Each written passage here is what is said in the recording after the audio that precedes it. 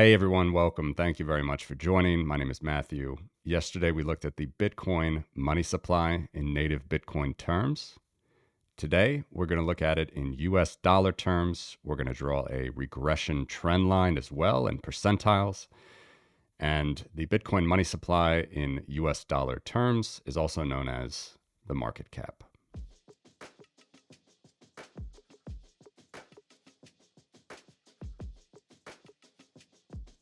All right, so here we have the Bitcoin supply again in native Bitcoin terms. Yesterday, this was a shaded area. Now I just put it as a line, a bit easier when we start to put dollars on here. See the immediate prior video if you want to learn a little bit more about the halvings, and plenty of discussion about this and the protocol in prior videos as well. We have native Bitcoin terms, and then because the protocol is designed to have every 210,000 blocks, and because of the hash rate and the difficulty adjustment where a block is designed to be produced every 10 minutes by miners, we can roughly project what the Bitcoin supply will be all the way out until 2140. Here I've only done it to December 31st, 2030. We have 20,563,000 Bitcoins, roughly.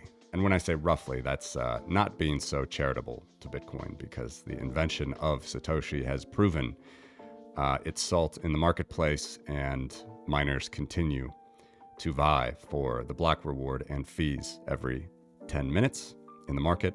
And again, note, even though my scale on the right-hand side here, the Bitcoin supply in native Bitcoin terms goes up to 25 million, that cannot happen per the protocol. The Bitcoin money supply will top out at 21 million, around 2141. So now that we've seen this in native Bitcoin terms, let's put a dollar value on it. This is helpful. We have the world's reserve currency. Most people think in dollars still. We have the gold market, the silver market, the oil market for now, priced in dollars still, and it's helpful to understand this. So this is what we're going to focus on this video. The percentile regressions that we're going to draw here, we've done a whole series on that. That was actually, I think, the first series that I did after the intro to the money supply. Linear, logarithmic, exponential, and power. These are the four basic types of trend lines that we can draw. And if you recall from those videos where we ran them over the gold price and the Bitcoin price, each of those different types of trend lines, what was the regression trend line that fit Bitcoin's price the best? It was the power regression trend line with a 95% R squared. It is no different for the market cap. And in fact, if you draw a power regression over the market cap, it's 96% R squared. The beauty of regressions, again, of course, is we can predict out those things as well. And this is not only in finance. I hasten to say always, this is not financial advice. Regressions obviously are useful in medicine, academia, science, many fields. But depending on how the data works in the market, regressions, certainly in the stock market, the bond market, they are used by quants and traders. And it's just very helpful to give a bird's eye view of how the market works. And I'm going to explain a little bit more of that here today. Yes, we've looked at the market cap before, but this is the first video where we've actually drawn a regression trend line over the market cap, as well as percentile bands. So we'll do the full analysis here. So this is how it looks on linear scale. And you can see that it continues up at a nice clip to where we get out to December 31st, 2030. Projected Bitcoin market cap is $19,909 billion. Remember, 1,000 billion is a trillion. So $19,900 billion worth of Bitcoin market cap projected out to 2030 is roughly $19.9 trillion. Remember, we compared this out with the gold and the silver markets in a prior video as well. So it's something to think about. But what's more interesting for the present is to show the percentile bands. So I'm going to do that right now. 1 sigma down, 1 sigma up, 2 sigma down, 2 sigma up. And as, of course, I could zoom in. We could look at it here. But as these numbers are so fantastic, literally fantastic, rates of growth out into the future, which we want to look at, especially compared to the projected supply you see there, it's better to look at this stuff in log scale. So I'm going to do that right now. Put the left side on log scale. We're looking at the left axis here. Bitcoin market cap in billion. Remember, 1,000 billion is a trillion. This is base 100, so each unit goes up 100. We don't actually have a trillion on the log scale. It goes from 100 billion to 10 trillion. Log is a very powerful thing, but it's easy to see. Now, it's actually interesting on log scale. It looks pretty similar to the Bitcoin supply curve on linear scale, but that's just an overlap of the data. I don't particularly read too much into that. Some people do, but I don't necessarily. But anyway, to clean this up a little bit, let's take the right axis off. So we're not looking in native Bitcoin terms. Now we're just dollar terms, just on log scale. All right. And the beauty of log, again, is we can really zoom in to see what happens in the early years. I've talked about this with price. I'm not going to go through every event again, but we do see that we had a over 2 sigma move here in 2011. So what is over 2 sigma? Again, let's just take these off to make it even more clear. What is inside the blue lines here based on the, let's even zoom it out, make it very, very clear. Based on the all-time data, what's inside the blue dotted lines? Well, as I have in the tooltip, as you can see there, 1 sigma down, 1 sigma up. These are 1 sigma moves. These are percentiles that represent 2/3 of the time. That's what 1 sigma means, 2/3 of the time. So 67% of the time, the data, that is the green line, is going to fall within these blue bands. And if I draw a 2 sigma move, what is 2 sigma? That is 95% of the time. So 95% of the time, the data will fall within these red bands. And how are these percentile bands themselves calculated? How am I deriving that? I'm deriving that from the regression trend line. So again, I'm not going to go through the coefficients, how you calculate a power curve. You can see prior videos for that. The thing to understand about a power regression is 96% R squared. It's a pretty strong R squared. And again, all that means very simply is the market cap in this case, the thing that we are drawing a trend line from, the green market cap moves up or down around the trend line with 96% less variance than it moves around the mean, the average of all data. So in this case, it's 96% R squared, which is actually 1% better than the price. If you recall from the pricing videos, the power regression of Bitcoin's price, the power regression trend line that you can derive, is a 95% R squared. That means the data moves around the trend line 95% better than the mean of the price. This power regression trend line shows us that the data moves around the power regression trend line 96% better than the average market cap over the whole time, the average market cap. So it's a pretty strong, well-behaved goodness of fit here. It's a very good trend line. So that's, once you have the trend line, then you can draw the bands, then you can get the percentiles. So again, let's just go back to where I started here, back to the early days. June 2011, it's hidden by the tooltip. Sorry, it's always hard to match these things up. There we go, June, July 2011. I actually remember this time. This was the first Mt. Gox hacking here in June 2011. The price was about $30. The market cap at the time was about 200 million, 0.21 billion, $200 million Bitcoin market cap. So that was outside of a 2 sigma move. All right. And so, yes, that means it's a 5 percentile event. It's outside of a 95 percentile event because it's outside of a 2 sigma move. But also remember that because we're talking about up or down, okay, we're only looking at the upside, obviously. The downside, remember, it's down here. We're only looking at the upside. You actually divide that 5% by 2. So the rarity of that event would be 2.5% of the observations occurred to the upside, and anything that is below the 2 sigma down red line would be 2.5% of the observations to the downside. So very, very rare error right here. All right. And then we get back to the 2013 booms. We see, and again, this is the same phenomenon that you had with price. We went to $200 at early 2013, then we went to $1,200 at the end of 2013. Both of those either touched or were over a 2 sigma move. Okay, so very, very rare. Really outside of 97.5% of observations. And then the 2017 boom, after SegWit was activated, the block size war was fully resolved at this point. We did, if I recall, go outside of a 2 sigma move, or at least touch it with price. It's interesting with market cap, though, we didn't. We were close. We were certainly outside of a 1 sigma move. Let's even take out the down so you know what I'm talking about. I'm only talking about the upside here. Okay, so we're outside of 2/3 of the time here on the, when you get above the blue line, outside of 95% of the time, really 97.5% when you get outside of the red line. So we almost touched that, almost hit a 2 sigma move up at the end of 2017. And then interesting here, it's also interesting, of course, to look at the downside. Let's put 1 sigma down, 2 sigma down. There was a big puking of price here, down from $5,000-$6,000 Bitcoin down to $3,000 here at the end of 2018, after this boom had come down in 2017. Let's try to catch all of it. Yeah, so the 2017 boom behind the tooltip. Sorry about that.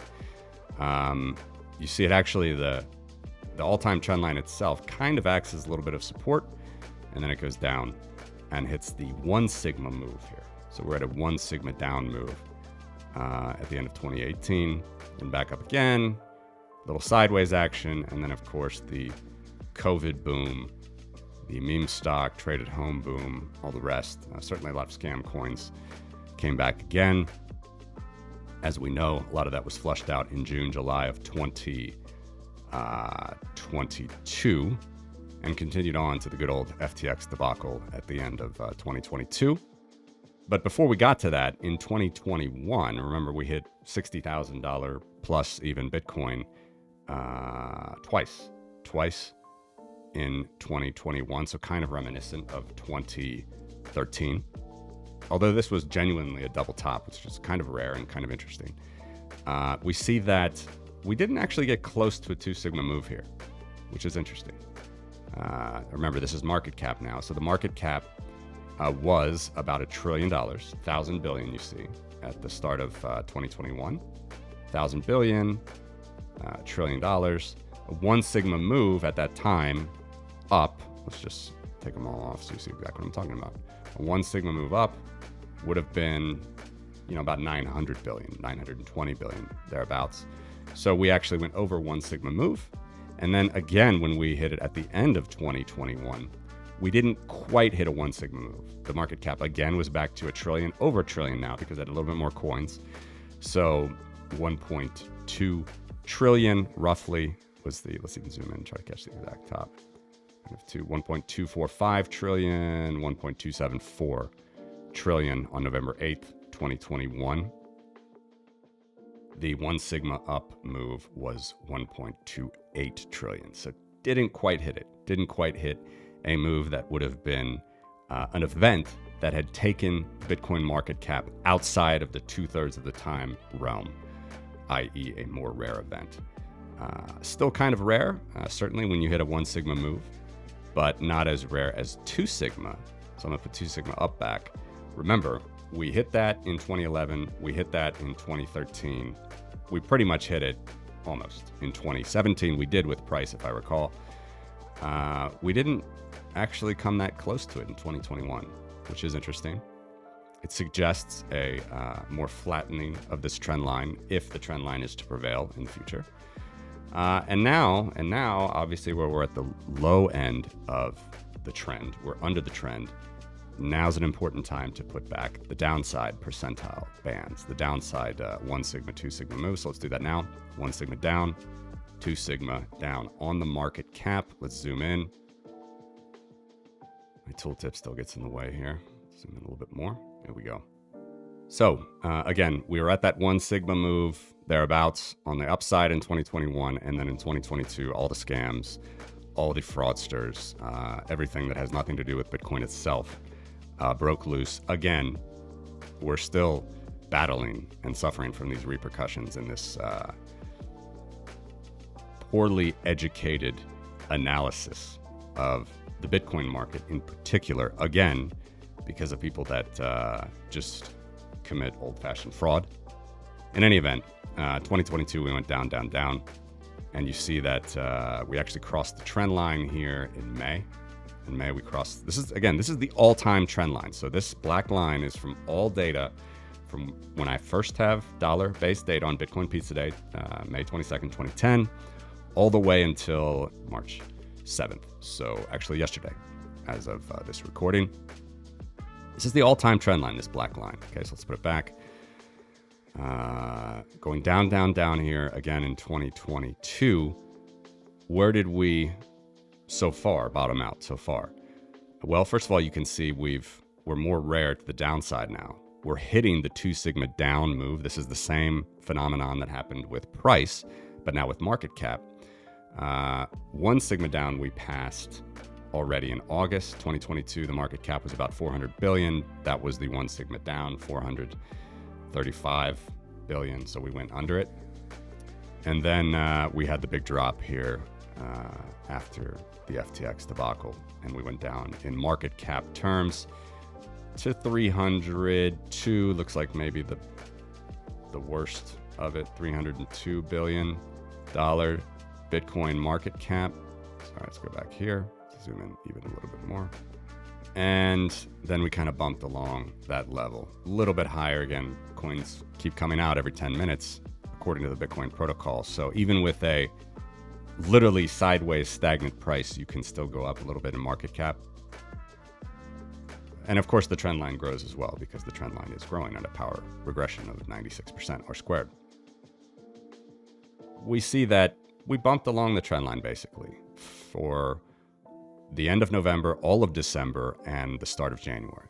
And then we had the recovery away from $15,000, $16,000 Bitcoin back up to $23,000, even $24,000 Bitcoin at some point, to where today, literally yesterday, $433 billion market cap. The 2 sigma down line is $355 billion. So we're about $80 billion or thereabouts above a 2 sigma down move, or outside of 97.5% of all observations on this chart. So as you can see, just use your eyes, look at how this market cap reacts to these different trendline percentile bands.